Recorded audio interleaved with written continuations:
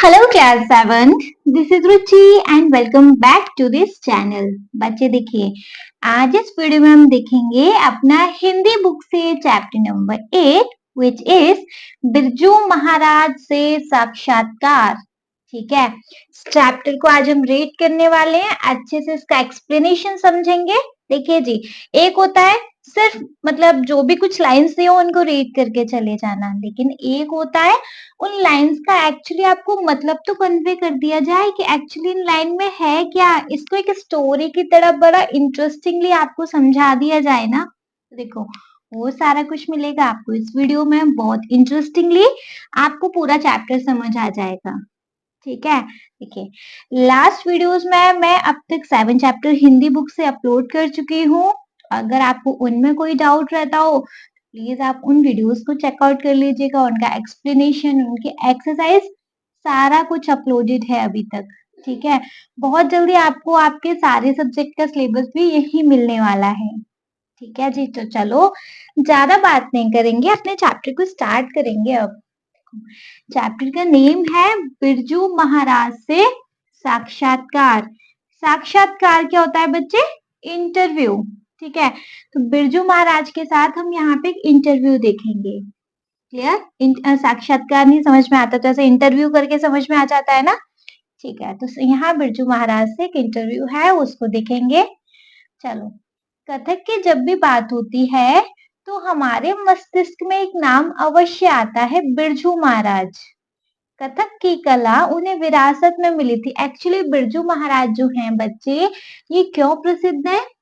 कथक के लिए, क्योंकि ये बहुत अच्छे कथक है, मतलब कथक करना जानते हैं ये। ठीक है, कथक की कला उन्हें विरासत में मिली थी। भारत ही नहीं बल्कि विदेशों में भी बिरजू महाराज के स्मरण उनकी मनमोहक प्रस्तुतियों के लिए किया जाता है। सिर्फ ये भैया भारत में इनको नहीं याद किया जाता, इनको भारत के बाहर भी इनकी मनमोहक प्रस्तुतियों के लिए इनको याद किया जाता है। बिरजू महाराज का जन्म शास्त्रीय संगीत के रागों के समान ही उतार चढ़ाव भरा था। इनका जो जीवन था बच्चे, वो मतलब इसमें बड़े सुख भी थे बड़े दुख भी थे, ऐसे ही जैसे संगीत के रागों में एकदम सुर ऊपर नीचे जाते हैं नहीं, ऐसे। अपने जीवन में प्राप्त सफलताओं के लिए उन्होंने कठिन साधना की थी। भैया इनको सफलता यूं ही नहीं मिली थी, बड़ी कठिन साधना की गई थी। एक्चुअली सफलता तो किसी को यूं ही नहीं मिलती, हर सफलता के पीछे भैया बहुत दिनों की मेहनत होती है ना। आइए आज हम पद्म विभूषण श्री बिरजू महाराज से मिले, इनसे हमारा परिचय करवा रहे हैं आपके जैसे ही कुछ बच्चे।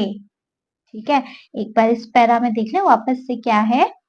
कथक की जब भी बात होती है तो हमारे मस्तिष्क में एक नाम अवश्य आता है, बिरजू महाराज जी का, है ना। तो कथक की कला उन्हें विरासत में मिली थी।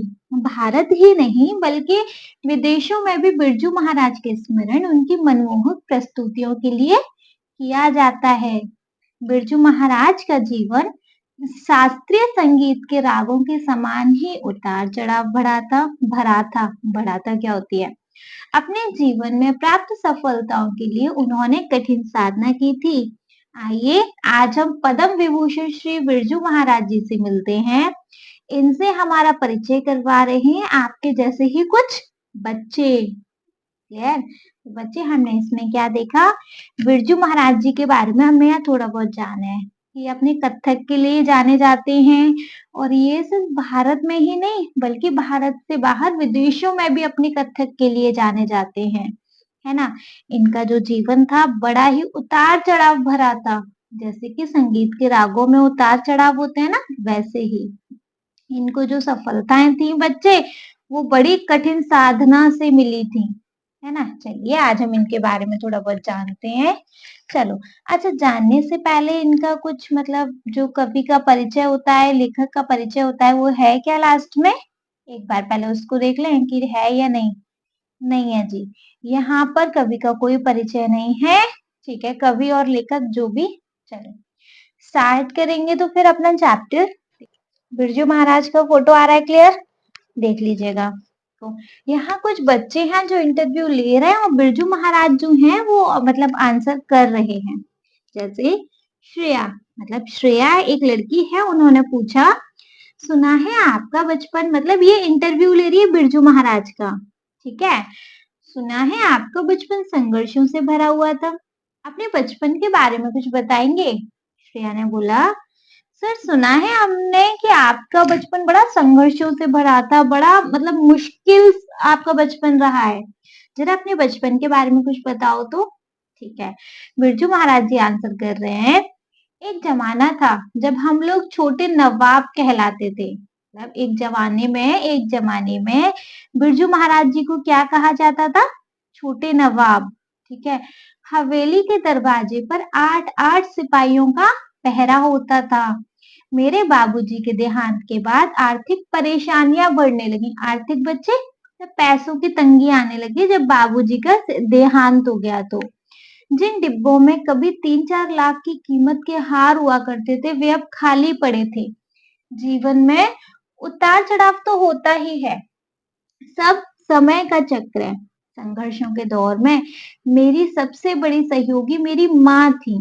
कभी कर्ज लेते थे तो कभी पुरानी जरी की साड़ियां जलाकर उनके सोने चांदी के तार बेचते थे और गुजारा करते थे।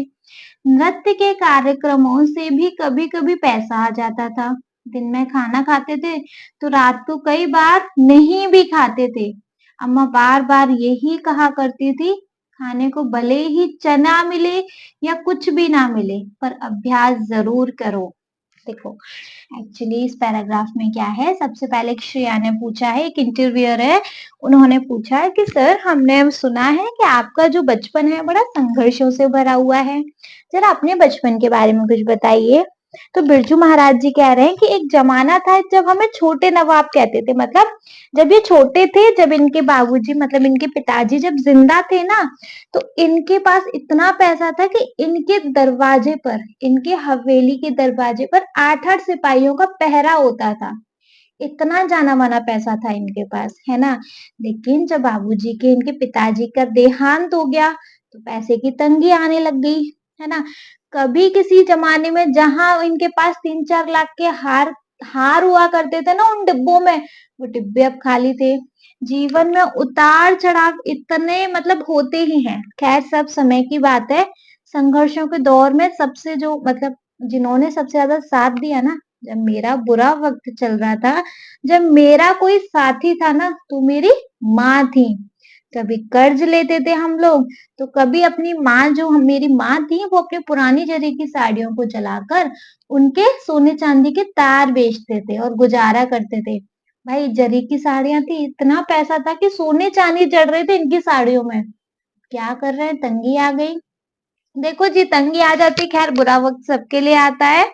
जब तंगी आ जाती है तो क्या, हमारे घर में जो भी चीजें होती है उनको बेचते हैं ना फिर हम लोग, है ना, कि कहीं से कैसे भी तो पैसा आए।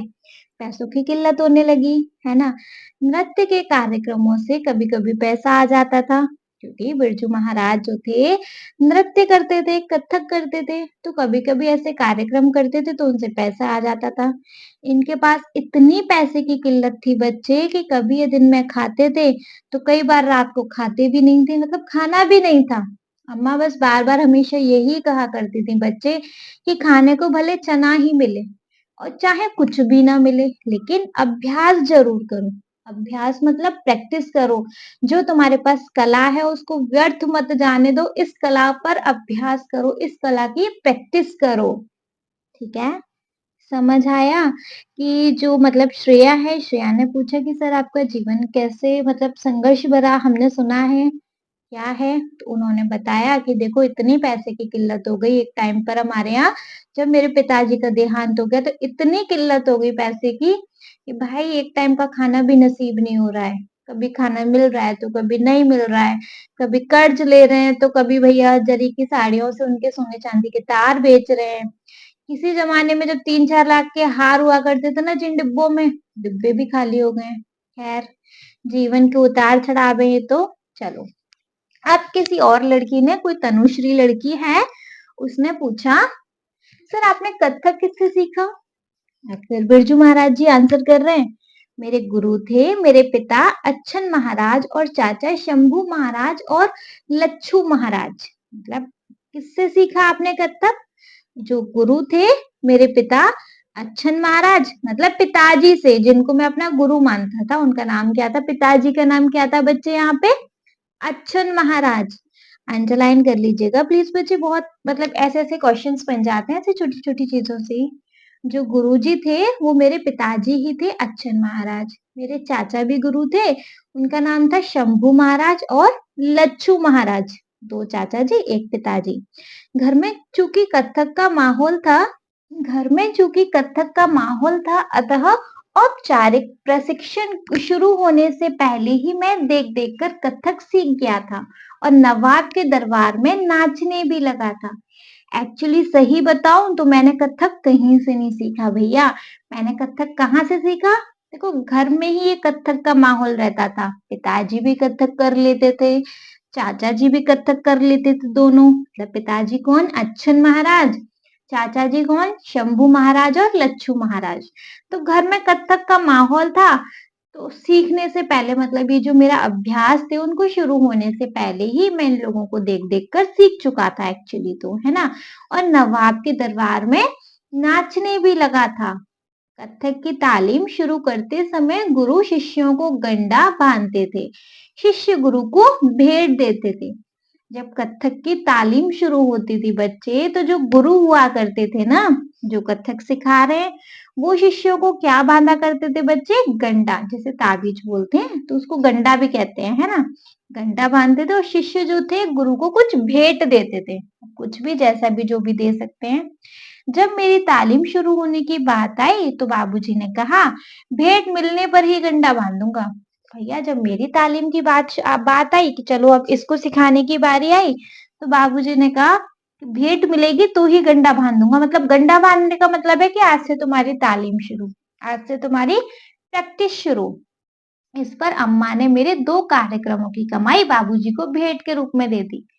ठीक है, जब बाबूजी ने ये कहा कि भैया भेंट आएगी तो ही गंडा बंधेगा आपके, तो अम्मा ने जो मेरे 2 कार्यक्रमों की कमाई थी बाबूजी को भेंट के रूप में दे दी। गंडा गुरु और शिष्य के बीच का पवित्र रिश्ता होता है। ताबीज बांध देना मतलब गुरु और शिष्य के बीच का एक पवित्र रिश्ता बन गया, ऐसे समझ लो।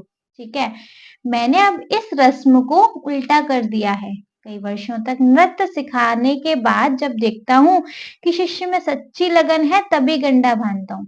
लेकिन पहले क्या हुआ करता था भैया, देखो जब मैंने ये कथक सीखा था कि शुरुआत में ही जो पिताजी या मतलब जो भी गुरु हुआ करते थे वो शुरुआत में ही ताबीज बांधते थे, है ना, और भेंट मांगते थे। लेकिन मैंने इस प्रथा को अब क्योंकि अब मैं सीख चुका हूँ और मैं औरों को सिखा रहा हूँ, तो बच्चे मैंने अब यहाँ क्या कर दिया है कि आप पहले सीख लो और मुझे लगेगा कि आप ढंग से सीख गए हो, उसके बाद मैं गंडा बांधूंगा। ठीक है, उसके बाद तुम मुझे भेंट देना, पहले सीख लो फिर तुम मुझे भेंट देना। ठीक है, तो देखो इस पैराग्राफ में मैंने क्या, हम लोगों ने मतलब क्या देखा कि जो तनुश्री है उन्होंने पूछा भाई आपने कथक किससे सीखा? तो बिरजू महाराज जी ने कहा कि जो हमारे गुरुजी थे ना, मतलब मेरे गुरुजी कोई और नहीं थे, मेरे पिताजी और मेरे चाचा जी मेरे गुरुजी थे भाई। पिताजी अच्छन महाराज और चाचा जी शंभू महाराज, यही हमारे गुरु थे। क्योंकि घर में कथक का माहौल था तो तो औपचारिक प्रशिक्षण शुरू होने से पहले ही देख देख कर मैं कथक सीख चुका था। एक्चुअली मतलब जो ऊपर ऊपर से कहते हैं ना कि हमें कोई चीज ना कभी कभी ना सीखने की जरूरत नहीं पड़ती, हम ना देख कर ही सीख जाते हैं। तो एक मतलब ऊपर ऊपर से तो भाई मैं देख कर ही सीख गया था कथक, और नवाब के दरबार में नाचने भी लगा था। कथक कथक की तालीम शुरू करते समय गुरु जो हुआ करते थे वो क्या करते थे बच्चे, मतलब एक पहले जमाने में रस्म थी कि अगर हम अपनी तालीम शुरू करेंगे, अगर मतलब हम अपनी प्रैक्टिस शुरू करते हैं, तो जो गुरु होंगे ना शुरुआत में शिष्य को क्या बांधेंगे जी? गंडा, जिसे ताबीज कहते हैं, है ना। इसका मतलब होता है कि आज से तुम्हारी प्रैक्टिस शुरू, और जो शिष्य होते हैं वो अपने गुरु को भेंट देते हैं। ठीक है, तो जब मेरी तालीम की बात आई तो फिर मेरे को भी मेरे पिताजी ने बोला कि भेंट दो तभी गंडा बंधेगा। तभी तुम्हारी तालीम शुरू होगी। तो अम्मा ने जो मैंने मतलब नवाब के दरबार में नाचकर जो 2 कार्यक्रम किए थे, उनकी जो कमाई आई बाबूजी को भेंट में दे दी कि ठीक है भाई इसको ले लो और सिखाओ इसको अपना ये जो तालीम शुरू करो, सिखाओ कत्थक, है ना? और जो गंडा होता है बच्चे वो गुरु और शिष्य के बीच का पवित्र रिश्ता होता है। पहले ऐसा होता था कि शुरू में ही बंधेगा ये गंडा, तभी तालीम शुरू होगी। लेकिन क्योंकि अब मैं ढंग से सीख चुका हूँ और अब मैं औरों को सिखाता हूँ, तो मैं क्या करता हूँ बच्चे अब कि तुम सीख जाओ और मुझे लगेगा कि तुम अच्छे से सीख गए। उसके बाद ही मैं गंडा बांधूंगा तुम्हारे, ठीक है? तभी तुम मुझे भेंट देना जैसा भी तुम्हें जो भी ठीक लगे। ठीक है, चलो। अब नेक्स्ट फिर से तनुश्री ने पूछा, क्या पढ़ाई या दूसरे कामों के साथ-साथ संगीत और नृत्य जारी रखना संभव है? अब तनुश्री पूछ रही हैं, सर क्या ऐसा हो सकता है कि पढ़ाई या हम कोई और काम भी कर रहे हैं, उसके साथ-साथ हम संगीत और नृत्य सीख सकें? ऐसा पॉसिबल है कि संगीत और नृत्य के लिए हमें कोई अपना स्पेशल टाइम ऑर्गेनाइज ना करना पड़े? मतलब कि ऐसा नहीं कि हमें और काम छोड़ने पड़े सिर्फ संगीत और नृत्य के लिए। क्या ऐसा कर सकते हैं कि पढ़ाई भी चलती रहे या कोई और काम भी चलता रहे और ये संगीत और नृत्य भी जारी रहे? क्या ऐसा पॉसिबल है? बिरजू महाराज ने कहा, यह तो अपने सामर्थ्य पे निर्भर करता है भाई। मतलब ये तो अपने ऊपर है।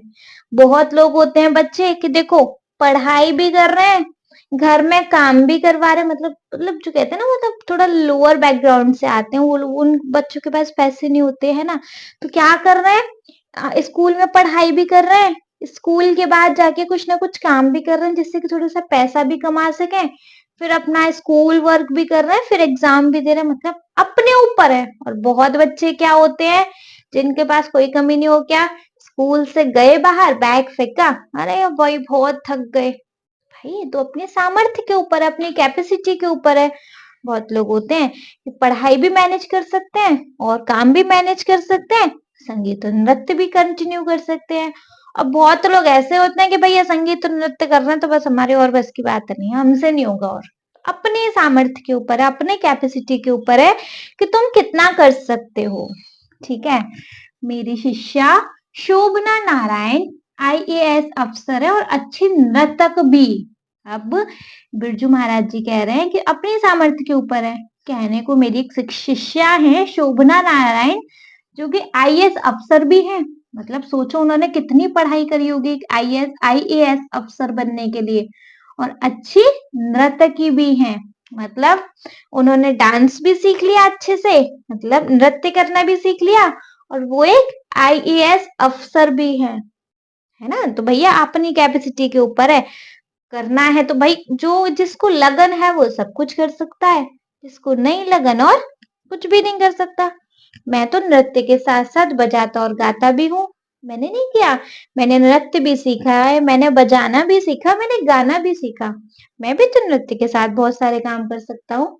इसके अतिरिक्त नृत्य नटिकाएँ और उनके संगीत भी तैयार करता हूँ। लो, मतलब मैं सिर्फ इतना ही नहीं करता, मैं भी इसके अलावा नृत्य नटिकाएँ और उनके लिए संगीत भी तैयार कर देता हूँ। तो भैया अपनी कैपेसिटी के ऊपर है।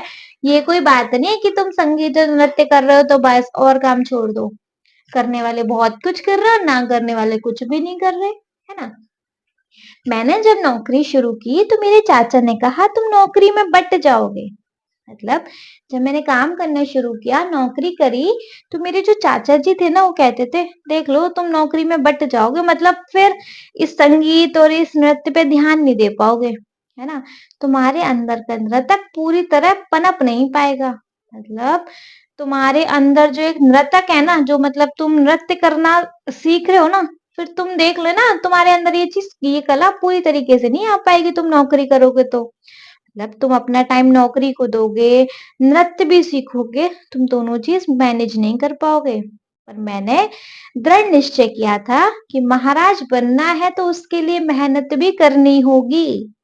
भैया लेकिन मैं जो था ना, मैं एकदम से मैंने सोच लिया था कि अगर महाराज बनना है तो उसके लिए भैया मेहनत भी करनी होगी। कोई तुम आराम से बिस्तर पे पड़े-पड़े अगर तुम ये सोच रहे हो कि हम एग्ज़ाम में पास हो जाएँ, कतई पॉसिबल नहीं है।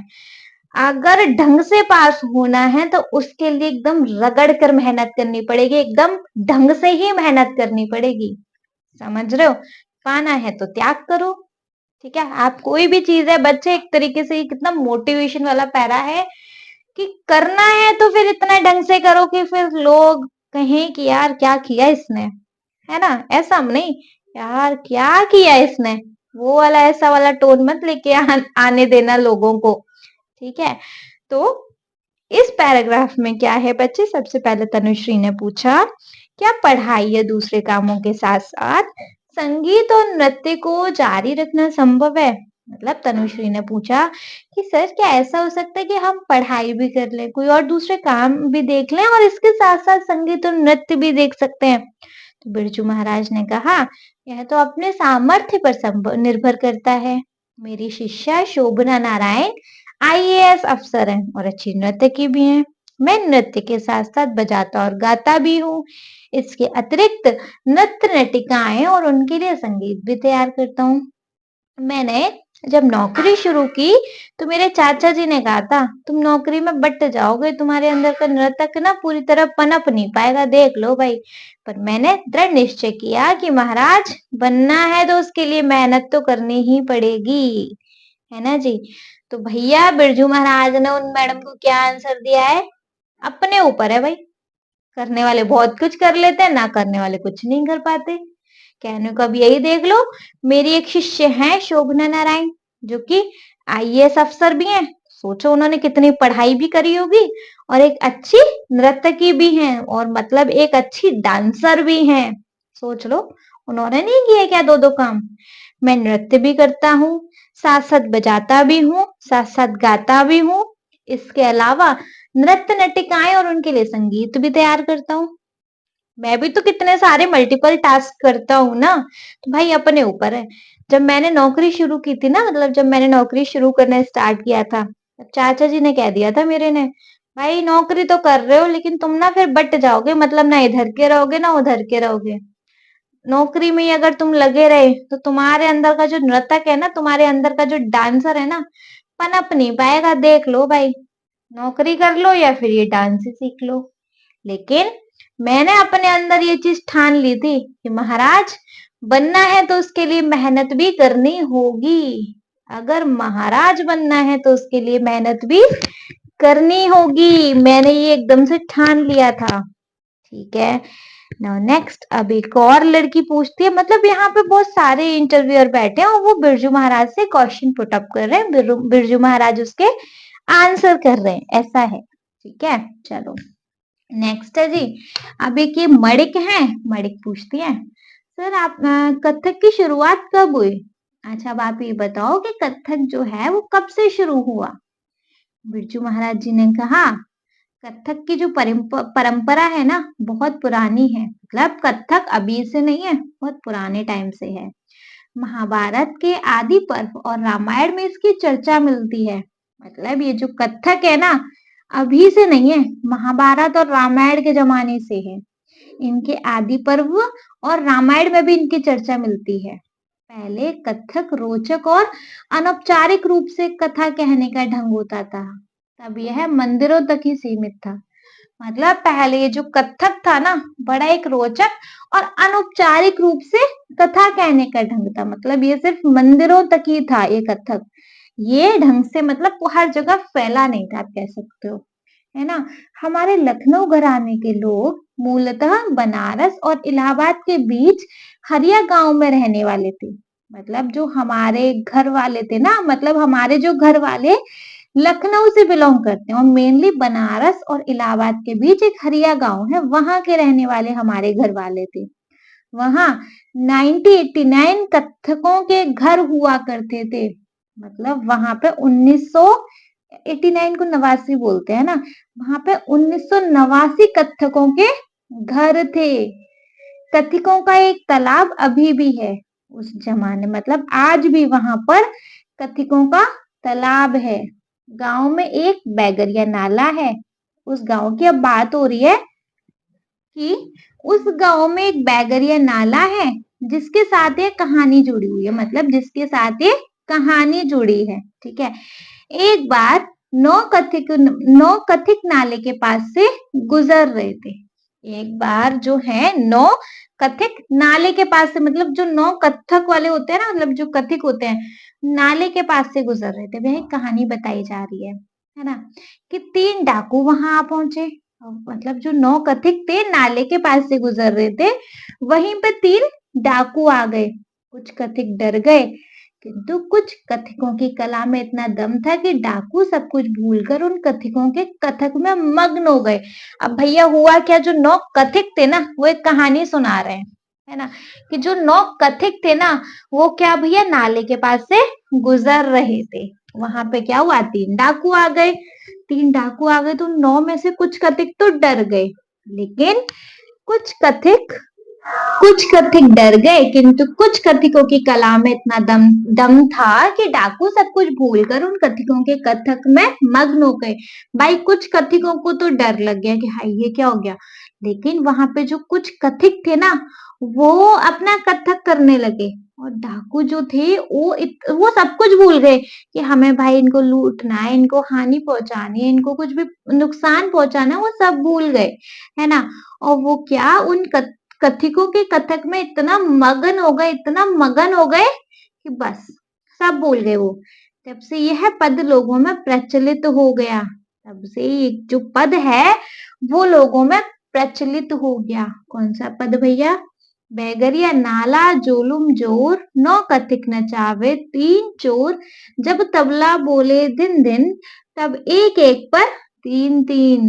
मतलब तब से ये जो कहानी का मतलब, ये जो एक जो हादसा हो गया ना, तब से इस पर एक पद बन गया। लखनऊ घराने के बाद जयपुर घराने और फिर बनारस घराने का विकास हुआ। इसके अलावा रायगढ़ के महाराज चक्रधर की भी उनकी अपनी अलग शैली थी। मतलब हुआ क्या, फिर लखनऊ घराने के बाद जयपुर घराने और फिर बनारस घराने का विकास हुआ। मतलब पहले लखनऊ में रहे, फिर जयपुर और फिर बनारस में। इसके अलावा रायगढ़ के महाराज चक्रधर की भी अपनी अलग शैली थी। उसके बाद जो हमारे क्या बोलते हैं, रायगढ़ के महाराज थे चक्रधर, उनकी भी अलग शैली थी। ठीक है, पता चला कि कथक की शुरुआत कब से हुई भाई। मतलब अब यहाँ बिरजू महाराज मतलब पहले के इंटरव्यूअर है मणिक, वो पूछ रहे हैं कि भाई कथक की शुरुआत अब बताइए, तो फिर आप कब से हुई। तो जो हमारे बिरजू महाराज जी है ना, वो कह रहे हैं कि कथक है ना, ये एक बहुत पुरानी परंपरा है, आज की नहीं है, ये बहुत पुरानी परंपरा है भाई ये कथक, है ना। ये कथक कब से चला आ रहा है, महाभारत और रामायण के टाइम से। ठीक है, पहले कथक जो था वो रोचक और अनौपचारिक रूप से कथा कहने का ढंग होता था, है ना। तब यह केवल सिर्फ और सिर्फ मंदिरों तक ही सीमित था। ठीक है, हमारे लखनऊ घराने के लोग जो थे मूलतः बनारस और इलाहाबाद के बीच हरिया गांव के रहने वाले थे, जो हमारे लखनऊ घराने के लोग थे। ठीक है, वहां पे कितने सारे कथक हुआ करते थे, हरिया गांव में कितने सारे कथकों के घर हुआ करते थे।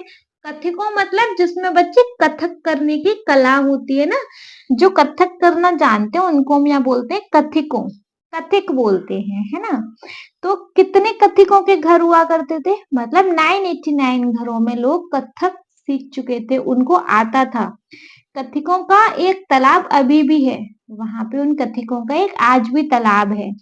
गांव में एक बैगरिया नाला है, मतलब गांव में एक नाला है जिसका नाम है बैगरिया। इसके साथ तो एक कहानी भी जुड़ी है, क्या कि एक बार उस नाले के पास से 9 कथिक गुजर रहे थे, है ना। हुआ क्या, वहां पे 3 डाकू आ गए। तो कुछ कथिक तो उनमें से डर गए कि हाय ये क्या हो गया, और कुछ कथिक का क्या बच्चे, वो वहां कथक करने लग गए उन डाकुओं के सामने। और डाकू क्या कि मतलब डाकू सब भूल गए कि हम यहाँ इनको लूटने आए, इनको हानि पहुंचाने आए हैं, इनको नुकसान पहुंचाने आए। वो उन कथिकों के कथक में मगन हो गए तो कथिक भैया बच गए, कैसे भी भाग गए, फरार हो गए, वो चीज तो अभी मेंशन नहीं है। तब से तो बच्चे एक पद और लोगों के बीच में प्रचलित हो गया, तब से तो एक जो कुछ पद है ये बन गया लोगों के आगे। जैसे बैगरिया नाला जोरो जोलुम जुलुम जोर, 9 कथिक नचावे 3 चोर, जब तबला बोले धिन धिन, तब एक एक पर तीन तीन ये भैया पद भी बन गया, तब से ये पद फेमस हो गया इसी कहानी के ऊपर। लखनऊ घराने के बाद जयपुर घराने और फिर बनारस घराने का विकास हुआ। इसके अलावा रायगढ़ के महाराज चक्रधर की भी अपनी अलग शैली थी। क्लियर? एनी डाउट है बच्चे? नहीं है तो चलो भैया नेक्स्ट फिर अब श्रेया कुछ पूछती है। क्या पूछती है बिरजू महाराज जी से कि सर क्या नृत्य सीखने के लिए संगीत जानना जरूरी होता है? भैया अगर हमें डांस सीखना है तो हमें संगीत भी सीखना होगा, ऐसा जरूरी है क्या? ठीक है, तो बिरजू महाराज जी आंसर कर रहे हैं, गाना बजाना और नाचना ये तीनों संगीत का हिस्सा है। संगीत में लय होती है, उसका ज्ञान आवश्यक है। मतलब गाना बजाना और नाचना ये तीनों ही चीजें संगीत में आ जाती हैं। संगीत में लय होती है तो उसका ज्ञान आवश्यक है ना। नृत्य में शरीर ध्यान और तपस्या का साधना होता है। नाचने में क्या होता है, शरीर होता है, मतलब शरीर से हम नाचते हैं। ध्यान क्या, अगर ध्यान नहीं लगाएंगे तो स्टेप नहीं भूल जाएंगे, और ये तपस्या का साधन होता है। नृत्य करना एक तरह से अदृश्य शक्ति को निमंत्रण देना है। नृत्य करना आप ऐसे मानो कि आप एक अदृश्य शक्ति को निमंत्रण दे रहे हैं। कृष्ण मेरे अंदर समाओ और नाचो, मतलब एक तरीके से आपका नृत्य करना मतलब एक तरीके से उस शक्ति को जागृत करना कि कृष्ण मेरे अंदर आओ और नाचो। नृत्य ही नहीं हमारी हर गतिविधि में लय होती है। मतलब बच्चे सिर्फ और सिर्फ नाचने में ही नहीं, हर एक काम की करने में हमारे शरीर में मतलब क्या होती है, लय होती है। घसियारा घास को हाथ से पकड़कर उस पर हंसिया मारता है और फिर घास हटाता है ना। घसियारा मतलब जो घास काटने वाला होता है वो क्या करता है, पहले घास को हाथ से पकड़ेगा, फिर उस पर हंसिया मारेगा। हंसिया मतलब एक चाकू जैसा होता है, मतलब काटने के लिए उसको मारेगा, और फिर घास हटाता है, वहां से हटा देता है। मारने और हटाने की इस लय में जरा भी गड़बड़ी हुई तो उसका हाथ गया, है ना। मतलब घास पकड़ी, हंसिया मारी, हटाई वहां से घास। अगर इसमें 19-20 जरा भी गड़बड़ी हो जाए तो बच्चे क्या होगा, वो हंसिया कहाँ लगेगी, सीधी जाके हाथ में, हाथ तो गया फिर, है ना। मारने और हटाने की इस लय में जरा भी गड़बड़ी हुई तो उसका हाथ गया। ठीक है, नेक्स्ट क्या, कहाँ गया हाथ गया, कहाँ गया भैया। लय हर काम में, नृत्य में, जीवन में संतुलन बनाए रखती है। लय का क्या काम होता है बच्चे, हर काम में, नृत्य में और जीवन में संतुलन बनाए रखती है। लय एक तरह का आवरण है जो नृत्य को सुंदरता प्रदान करती है। भैया ये एक तरीके का ऐसा आवरण है जो नृत्य को चार चांद लगा देता है। एक लय होगी बच्चे तभी तो हम ढंग से नृत्य कर पाएंगे, है ना। कहते हैं ना यार ये डांस तो कर रहा, पर इसके डांस में ना एक लय नहीं, एक सफाई नहीं है ना। कहीं कुछ स्टेप मार रहा है, कहीं कुछ स्टेप मार रहा है, लाइक ऐसा। अगर नर्तक को सुर ताल की समझ है तो वह जान जाएगा कि यह लहरा ठीक नहीं है, इसके माध्यम से नृत्य अंगों में प्रवेश नहीं करेगा। देखो अगर किसी को, अगर जैसे हम डांस कर रहे हैं ना, और हमें गाना नहीं पता कि गाना क्या है, तो हमें क्या ही मालूम कि हमें नेक्स्ट कौन सा स्टेप करना है, कौन सा नहीं करना है ना। और अगर हमें गाना नहीं पता, म्यूजिक नहीं पता, हम क्या ढंग से डांस कर पाएंगे, नहीं ना। तो हमें गाना भी तो पता होना चाहिए ना, वो भी तो आना चाहिए ना। इस इसलिए ठीक है। देखो इस पैराग्राफ में क्या, सबसे पहले अब श्रेया पूछती है बिरजू महाराज जी से कि क्या नृत्य सीखने के लिए संगीत को जानना जरूरी है ना। तो बिरजू महाराज जी कहते हैं, गाना बजाना और नाचना ये तीनों संगीत का हिस्सा हैं। संगीत में लय होती है, उसका ज्ञान आवश्यक है। नृत्य में शरीर ध्यान और तपस्या का साधन होता है। नृत्य करना एक तरह से अदृश्य शक्ति को निमंत्रण देना जैसा है। प्रश्न, मेरे अंदर आओ और नाचो। नृत्य ही नहीं हमारी हर गतिविधि में लय होती है। घसियारा घास को हाथ से पकड़कर उस पर हंसिया मारता है और फिर घास हटाता है। मारने और हटाने की इस लय में जरा भी गड़बड़ी हुई नहीं कि उसका हाथ गया। लय हर काम में, नृत्य में और जीवन में संतुलन बनाए रखती है। लय एक तरीके का आवरण है जो नृत्य को सुंदरता प्रदान करता है। अगर नृतक को सुर ताल की समझ है, तो वह जान पाएगा कि यह लहरा ठीक नहीं है। इसके माध्यम से नृत्य अंगों में प्रवेश नहीं करेगा। देखिए, बिरजू महाराज जी ने भैया उन मैडम को आंसर किया कि गाना बजाना और नाचना ये तीनों संगीत का ही हिस्सा है। संगीत में लय होती है जिसका ज्ञान आवश्यक है भैया। हमें गाने का एक एक लाइन पता होगी, लिरिक्स पता होंगे, तभी तो हम स्टेप कर पाएंगे, है ना जी। तो इसका ज्ञान होना आवश्यक है, जरूरी है भाई। नृत्य में शरीर, ध्यान और तपस्या का साधन होता है। नृत्य नृत्य करना एक तरीके से ऐसे समझो जैसे कि आप किसी अदृश्य शक्ति को बोल रहे हो कि कृष्ण मेरे अंदर आओ और नाचो। सिर्फ नृत्य ही नहीं, हमारी हर गतिविधि में लय होती है। जैसे घसियारा घास को हाथ से पकड़ता है ना, फिर उस पर हंसिया मारता है, और हंसिया मार के जब घास कट जाती है तो उसको वहां से हटा देता है ना। अगर और हंसिया मारने और वहां से हटाने में अगर इस लय में जरा भी गड़बड़ी हुई तो क्या होगा भैया? हाथ तो गया। तो इसी तरीके से बच्चे जो लय होती है ना, हर काम में, नृत्य में, जीवन में संतुलन बनाए रखती है। ठीक है। लय एक तरीके का ऐसा आवरण है जो नृत्य को बच्चे क्या चार चांद लगा देता है। अगर नृत्य को सुरताल की समझ है तो वह जान पाएगा कि ये लहरा ठीक नहीं है। इसके माध्यम से नृत्य अंगों में प्रवेश नहीं करेगा। इतना समझ आया भैया? इनका भी जवाब दे दिया। फिर से तनुश्री पूछती है, आपने कथक में कई नई चीजें भी जोड़ी है ना? मतलब तनुश्री पूछती है कि सर आपने कथक में कुछ और चीजें भी ऐड कर दी है ना? बिरजू महाराज जी कहते हैं, कथक की पुरानी परंपरा को तो कायम रखा है, हाँ उसके प्रस्तुतिकरण में बदलाव किया। मतलब कहते हैं ना कि मैंने ना ये आज ना कचौड़ी बनाई है ना, तो जैसे बनती है वैसे ही बनाई भैया। आलू डाला, नमक डाला, मिर्च डाला, जैसे बनती है वैसे ही। लेकिन मैंने ना इसमें थोड़ा सा कुछ और ऐड करके ना इन कचौड़ियों के टेस्ट में चार चांद लगा दिए। तो थोड़ा सा हाँ मैंने अपनी तरफ से कुछ ऐड किया है। कुछ ऐड करने से हुआ क्या बच्चे? उसमें और चार चांद लग गए। तो तनुश्री पूछती है, सर आपने कथक में और भी चीजें जोड़ दी है ना? तो वो जो बिरजू महाराज जी हैं वो कहते हैं, कथक तो पुरानी परंपरा को तो कायम रखा ही है। मतलब जैसे कथक होता है वैसे तो है ही, लेकिन हाँ उसको प्रस्तुत करने में थोड़ा सा बदलाव कर दिया है। हमने गौर किया कि हमारे चाचा लोग और बाबूजी नाचते थे तो खूबसूरत थे ही, उनके खड़े होने का अंदाज भी निराला होता था।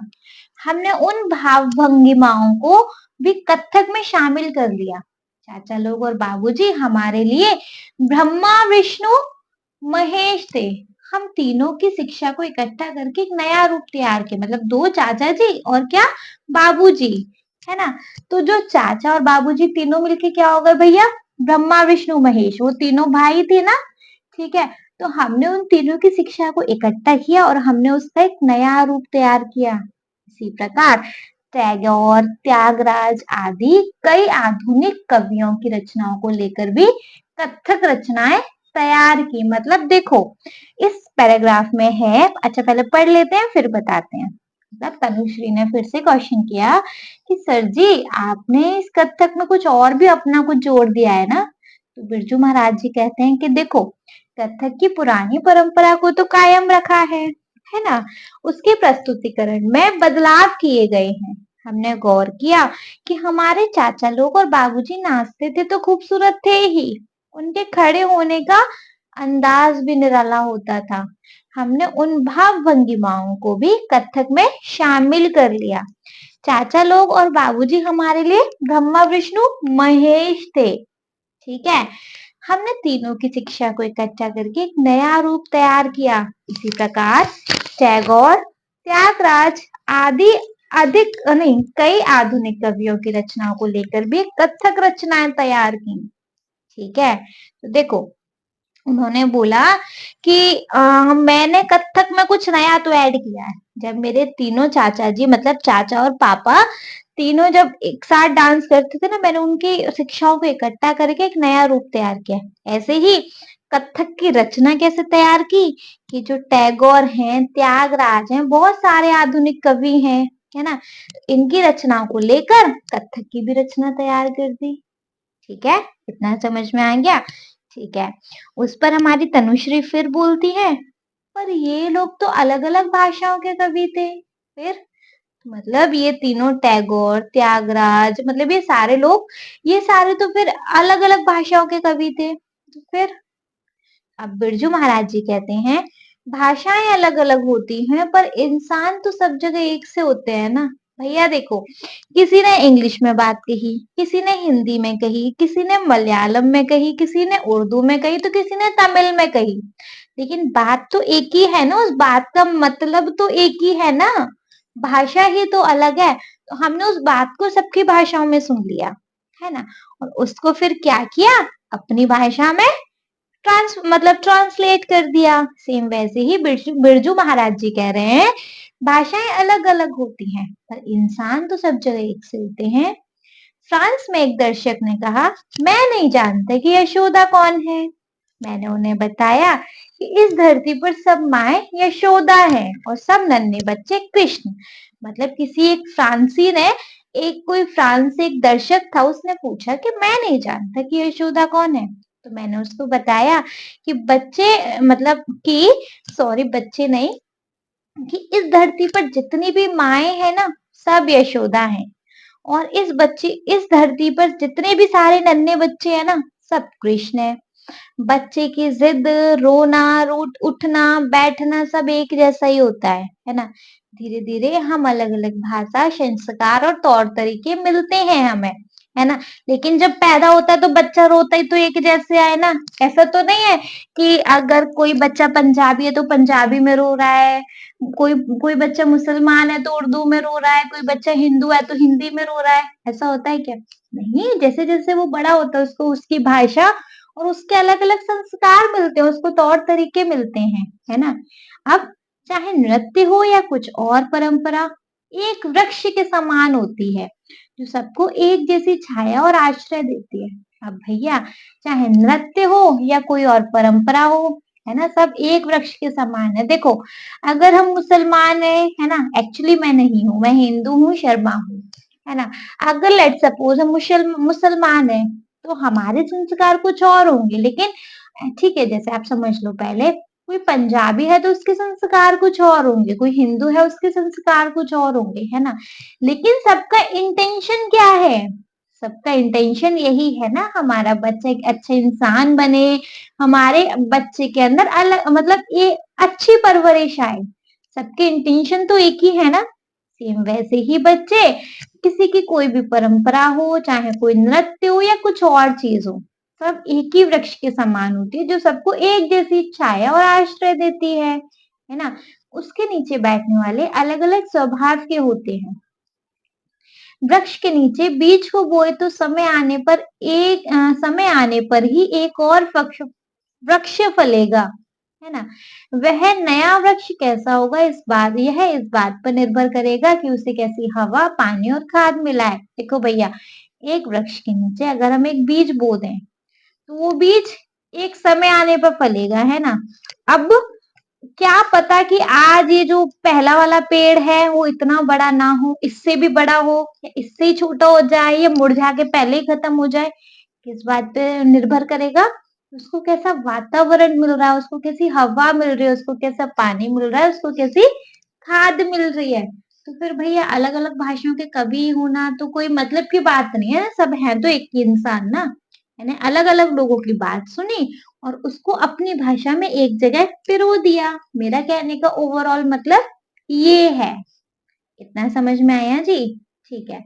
एक बार रिकैप समझें कि भैया इसके रिकैप में क्या है? देखो, बिरजू महाराज जी कह रहे हैं कि भाषाएं अलग-अलग होती हैं, पर इंसान तो सब एक से ही होते हैं ना। फ्रांस में एक दर्शक ने कहा कि मैं नहीं जानता कि यशोदा कौन है। मैंने उन्हें बताया कि इस धरती पर सारी माँ यशोदा हैं और सब नन्हे बच्चे कृष्ण।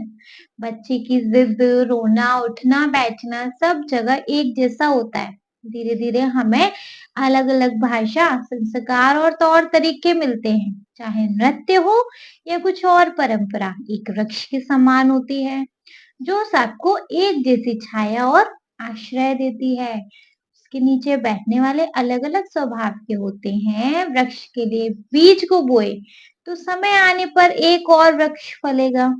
वह नया वृक्ष कैसा होगा, यह इस बात पर निर्भर करेगा कि उसे कैसी हवा, पानी और खाद मिला है ना?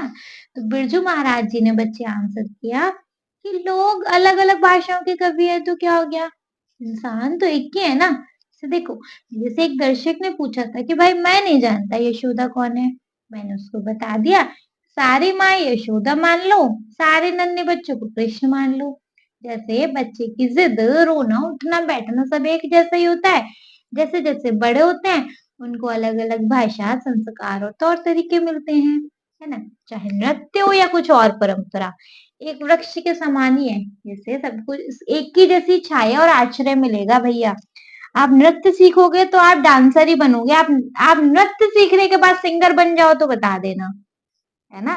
नृत्य सीखोगे तो नृत्य ही मतलब डांसर ही बनोगे, नर्तक ही बनोगे। ठीक है? बस थोड़ा सा चेंज हो सकता है हमारे तौर तरीके में कि हम किस तरह से डांस सीख रहे हैं, क्या सीख रहे हैं, उस तौर तरीके में थोड़ा डिफरेंस हो सकता है बस। जैसे वृक्ष से लिए बीज को बोए, जैसे हमने एक वृक्ष से बीज लिया, है ना? उस बीज से एक और वृक्ष आएगा। अब वो जो नया वृक्ष बनेगा वो तो उस पे डिपेंड करेगा ना कि उसको एनवायरनमेंट क्या मिला है ना? उसको वातावरण क्या मिला है, कैसी हवा मिली है, कैसा पानी मिला है, कैसा खाद मिला है, उसी हिसाब से वो वृक्ष बनेगा। अगर उसको ढंग से पानी नहीं मिल रहा तो पहले जैसा वृक्ष बन जाएगा? नहीं, है ना? अगर उसको ढंग से खाद नहीं मिली तो क्या ढंग से पहले जैसा बनेगा? नहीं। या हो सकता है उसको पहले वाले से भी ज़्यादा अच्छा वातावरण मिला है, तो पहले वाले वृक्ष से भी ज़्यादा अच्छा होगा, है ना? तो उन्होंने बच्चे ये आंसर किया। ठीक है। फिर से मणिक ने पूछा, आपने जब सीखना शुरू किया था, तब से अब तक कथक की दुनिया में क्या-क्या बदलाव आए हैं? अब जो मणिक हैं वो पूछ रहे हैं, सर जब आपने सीखना शुरू किया ना, तब से और आज तक कथक की दुनिया में क्या-क्या बदलाव आए हैं ज़रा बताओ तो? ठीक है। बिरजू महाराज जी कहते हैं, पहले मंच ही नहीं होते थे, फर्श पर चांदनी, चांदनी मतलब होती है बच्चे बिछाने की बहुत बड़ी सफेद चादर, वह बिछी होती थी जिस पर कथक होता था और दर्शक चारों ओर बैठते थे और श्रृंगार के लिए चंदन लेप और होठ रंगने के लिए बस पान होता था।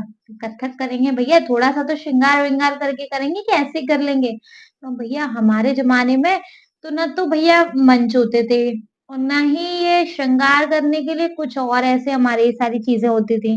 क्या करते थे, हम तो चंदन का लेप लिए, होठों को रंगने के लिए पान हो गया, बहुत है। पहले नृत्य कथा के दृश्यों का ऐसा विस्तृत वर्णन करते थे कि दर्शक के सामने पूरा दृश्य खिंच जाता था कि कैसे गोपियों ने घड़ा उठाया, धीमी चाल से पनघट की ओर चली, पीछे से कृष्ण चुपचाप आए, कंकड़ उठाया और दे मारा। मतलब जो पहले जो कथक होता था ना, वो ऐसा होता था कि आंखों आगे सारी चीजें आ जाएं कि कैसे गोपियां घड़ा उठा रही हैं, कैसे धीमी चाल से पनघट की ओर चल रही हैं, पीछे से कृष्ण चुपचाप आ गए, कंकड़ उठाया और मार दिया उस घड़े में, है ना? अब सिर्फ पनघट की ही गत देखो कहकर बाकी दर्शक की कल्पना पर छोड़ दिया जाता है। अब क्या होता है बच्चे, सिर्फ इतना कहा कि पनघट की गत देखो, इतना कह दिया और बाकी भैया तुम अपना इमेजिनेशन करते रहो कि वहां क्या हो रहा है। पहले क्या था, पहले तो कुछ भी नहीं था, लेकिन पहले का जो कथक था वो ऐसा था कि सब कुछ एक एक चीज आप दर्शकों के सामने आ जाओ और अब एक लाइन में पूरा कथक खत्म, है ना? तो आंसर उन्होंने ये दिया जब मणिक ने पूछा, आपने जब सीखना शुरू किया था तब से अब तक कथक की दुनिया में क्या क्या बदलाव आए? बिरजू महाराज जी ने कहा, पहले मंच ही नहीं होते थे, फर्श पर चांदनी बिछी होती थी जिस पर कथक होता था और दर्शक चारों ओर बैठते थे। श्रृंगार के लिए चंदन लेप और होठ रंगने के लिए पान होता था बस। पहले नृतक कथक कथा के दृश्यों का ऐसा विस्तृत वर्णन करते थे कि दर्शक के सामने पूरा दृश्य खिंच जाता था कि कैसे गोपियों ने घड़ा उठाया, धीमी चाल से पनघट की ओर चली और पीछे से कृष्ण चुपचाप आए और कंकड़ उठाया और दे मारा। अब सिर्फ पनघट की गत देखो कहकर बाकी दर्शक की कल्पना पर छोड़ दिया जाता है। अब बिरजू महाराज जी ने आंसर किया जब मणिक ने पूछा कि सर क्या क्या बदलाव आ गया जब से आपने सीखा तब से और अब तक।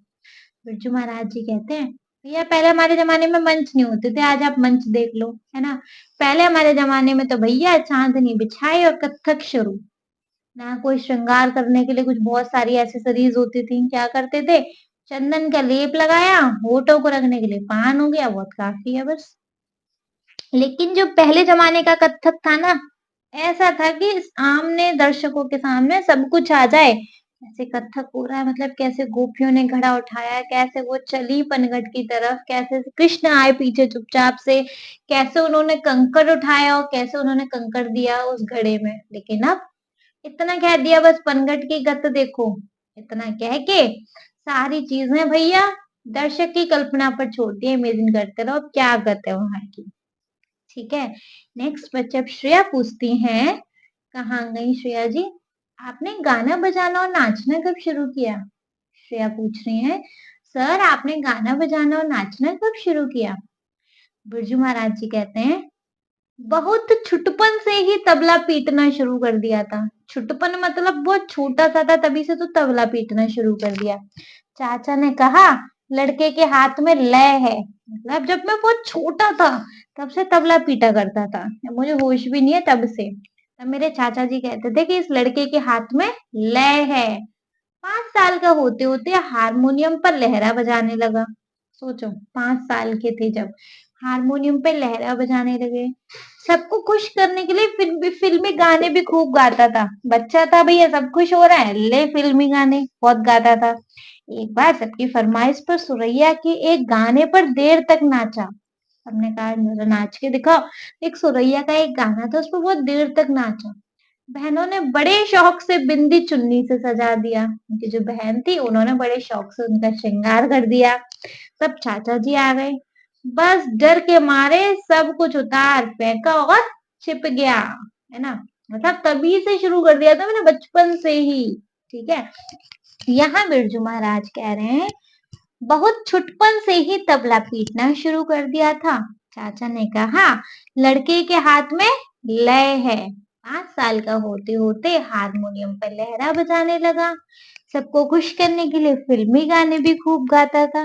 एक बार सबकी फरमाइश पर सुरैया के एक गाने पर देर तक नाचा और बहनों ने बड़े शौक से बिंदी चुन्नी से सजा दिया था। तब तक चाचा जी आ गए, बस डर के मारे तुरंत सब उतार फेंका और छिप गया, है ना। मतलब वो बता रहे हैं अपना थोड़ा सा इंसिडेंट बता रहे हैं कि मैं बचपन से ही शौक था, ये मानो जब मैं बहुत छोटा था ना तब से तो तबला पीटता था, है ना। चाचा जी ने तभी कह दिया था बचपन में कि इसके हाथ में लय है, ये बड़ा कुछ कर जाएगा बड़ा होके। 5 साल का होते होते हारमोनियम पर लहरा बजाने लग गया था। सबको खुश करने के लिए फिल्मी गाने गाते थे, तो भैया वहां से मतलब कहता है ना छोटी छोटी चीजों से अभ्यास होने लग जाता है। वहीं से अभ्यास एक तरीके से इनका शुरू हो गया था। अब सबकी फरमाइश पे सुरैया के गाने पे देर तक नाचने लग गए। बहनों ने बड़े शौक से चुन्नी बिंदी से सजा दिया। ले भाई जब तक आ गए चाचा जी, बस डर के मारे सब कुछ उतार दिया और कहीं जाके छिप गए। क्लियर, चलो नेक्स्ट है भैया। फिर मणिक पूछती है शास्त्रीय नृत्य और लोक नृत्य में क्या अंतर है। सर शास्त्रीय नृत्य और लोक नृत्य क्या होता है। बिरजू महाराज जी कहते हैं लोक नृत्य सामूहिक होता है। दिन भर की मेहनत के बाद सामूहिक मतलब बच्चे ग्रुप नृत्य होता है लोक नृत्य, है ना। जहाँ कुछ कुछ लोगों के साथ मिलके होता है। दिन भर की मेहनत के बाद लोग थकान दूर करने और मनोरंजन के लिए इकट्ठा मिलकर नाचते हैं। दिन भर जब मेहनत करते हैं तो थकान हो जाती है, तो थकान दूर करने और मनोरंजन के लिए सब लोग मिलके नाचते हैं, उसे कहते हैं लोक नृत्य, है ना। दूसरी ओर शास्त्रीय नृत्य में एक नर्तक अकेला ही काफी होता है। शास्त्रीय नृत्य क्या होता है बच्चे, कि एक अकेला ही काफी है। लोक नृत्य नाचने वालों के अपने मन बहलाव और संतुष्टि के लिए होता है, जबकि शास्त्रीय नृत्य दर्शकों के लिए होता है। देखो लोक नृत्य वो होता है अपना चार लोग मिल गए और ऐवे ही नाचे जा रहे हैं अपना मतलब एंजॉय कर रहे हैं बस, है ना? उसे कहते हैं लोक नृत्य। लेकिन जो शास्त्रीय नृत्य होता है वो बच्चे की परफॉर्मेंस की तरह होता है कि हम सामने वाले को दिखा रहे हैं, एक अपना परफॉर्म कर रहे हैं। यहाँ पे सिर्फ अकेला ही नाचता है वो इंसान, ठीक है? तो जबकि शास्त्रीय नृत्य दर्शकों के लिए होता है। शुरू में कथावाचक भी लोक नृतक हुआ करता था। धीरे धीरे उसकी खास शैली व रूप निश्चित होता गया तो वह शास्त्रीय नृत्य हो गया। शुरू शुरू में क्या होता था कि जो कथावाचक है वो भी लोक नर्तक ही था, लेकिन धीरे धीरे जब उसकी खास शैली व रूप निश्चित होता गया तो वह शास्त्रीय नृत्य हो गया। ठीक है, ठीक है, एक बार देखेंगे। जब मणिक ने पूछा कि शास्त्रीय और लोक नृत्य में क्या अंतर है, बिरजू महाराज जी ने क्या कहा? लोक नृत्य सामूहिक होता है। दिन भर की मेहनत के बाद लोग थकान दूर करने और मनोरंजन के लिए इकट्ठा मिलकर नाचते हैं। दूसरी ओर शास्त्रीय नृत्य में एक नर्तक अकेला ही काफी होता है। लोक नृत्य नाचने वालों के अपने मन बहलाव संतुष्टि के लिए होता है, जबकि शास्त्रीय नृत्य दर्शकों के लिए होता है। शुरू में कथावाचक भी लोक नर्तक हुआ करता था। धीरे धीरे जब उसकी खास शैली व रूप निश्चित होता गया वह शास्त्रीय नृत्य हो गया। करेक्ट। देखो जी, यहाँ पे बिरजू महाराज जी कह रहे हैं कि लोक नृत्य आप ऐसे समझो ग्रुप डांस, जहाँ पे चार लोग मिले नहीं नाच रहे हैं अपना एंजॉय कर रहे हैं, है ना? लेकिन शास्त्रीय नृत्य नृत्य होता है एक परफॉर्मेंस जो कि आप सामने वाले के लिए परफॉर्म कर रहे हो, है ना? यहाँ पे इंसान अकेला ही काफी है। क्लियर है? ठीक है। नेक्स्ट अब श्रेया पूछ रही हैं जी कि इस समय भारत में शास्त्रीय नृत्य की क्या स्थिति है? लोक नृत्य तो समझ में आ गया, अपने मनोरंजन के लिए होता है। शास्त्रीय नृत्य की क्या स्थिति है भैया? शास्त्रीय नृत्य का आजकल क्या चल रहा है? अब बिरजू महाराज जी कह रहे हैं कुछ वर्ष पहले तक की स्थिति दयनीय थी, मतलब कि कुछ वर्ष पहले तक की जो स्थिति थी वो दयनीय थी, मतलब दया आने वाली थी, मतलब ठीक नहीं थी। अब इसकी लोकप्रियता बढ़ रही है, पर शोर वाले संगीत नृत्य का भी खूब प्रचलन है। कह रहे हैं जो बिरजू महाराज है पहले कुछ वर्ष तक तो ठीक नहीं थी, लेकिन अब इसकी जो लोकप्रियता है वो बढ़ रही है और शोर वाले संगीत नृत्य का भी खूब प्रचलन है। मैं सबसे यही कहता हूँ कि वह संगीत सुनो देखो लेकिन अपनी परंपरा की गहराई को भी समझो। मैं तो सबसे यही कहता हूँ कि संगीत सुनो देखो लेकिन अपनी परंपरा की गहराई को भी समझो और अनुभव करो। भैया सब देखो लेकिन एटलीस्ट हमारी कुछ परंपराएं उनको भी तो समझो और देखो ना। तो यहाँ बिरजू महाराज जी कह रहे हैं, जब श्रेया ने पूछा कि भारत में शास्त्रीय नृत्य की क्या स्थिति है, तो बिरजू महाराज जी ने कहा कुछ वर्ष पहले तक तो स्थिति दयनीय थी, अब इसकी लोकप्रियता बढ़ रही है, बस शोर वाले संगीत नृत्य का भी खूब प्रचलन है। मैं सबसे यही कहता हूँ वह संगीत सुनो देखो लेकिन अपनी परंपरा की गहराई को भी तो समझो और अनुभव करो। मतलब पहले तो ठीक नहीं थी जी, लेकिन हाँ आप थोड़ा थोड़ा इसकी लोकप्रियता बढ़ती जा रही है, पर संगीत शोर वाले संगीत नृत्य का भी खूब प्रचलन है ना? मैं तो सबसे यही कहता हूँ वह संगीत सुनो देखो लेकिन अपनी परंपरा की गहराई को भी समझो और अनुभव करो। ठीक है। फिर तनुश्री ने कहा जी कर्नाटक और हिंदुस्तानी शैली के संगीत की तरह क्या दक्षिण और उत्तर के नृत्य में भी अंतर है? फिर तनुश्री पूछ रही है सर जैसे कर्नाटक और हिंदुस्तानी के संगीत की तरह, जैसे कर्नाटक का डांस और हिंदुस्तानी का डांस अलग अलग, जैसे उनका संगीत हमारा संगीत अलग अलग है ना, वैसे ही क्या दक्षिण और उत्तर के नृत्य में भी अंतर है? जैसे कर्नाटक और हिंदुस्तान के संगीत में अंतर है क्या वैसे ही दक्षिण और उत्तर के नृत्य में अंतर है? बताओ। फिर बिरजू महाराज जी कहते हैं कथक, भरतनाट्यम, कुचिपुड़ी, कथकली, मोहिनीअट्टम, ओडिसी, मणिपुरी ये शास्त्रीय नृत्य की प्रमुख शैलियां हैं। संगीत और गाने के ढंग का अंतर तो है ही, इसके अतिरिक्त भी हर नृत्य की अपनी लय और भाव भंगिमा है। मतलब ये जो अब बिरजू महाराज जी कहते हैं कि भैया देखो दक्षिण और उत्तर के नृत्य बता देता हूँ। कथक हो गया, भरतनाट्यम हो गया, कुचिपुड़ी हो गया, कथकली हो गया, मोहिनी अट्टम हो गया, ओडिसी हो गया, मणिपुरी हो गया। ये सारे शास्त्रीय नृत्य नृत्य में आते हैं, है ना। अब संगीत और गाने का ढंग का तो अंतर है ही, अलग अलग जगह की अलग अलग चीजें तो है ही।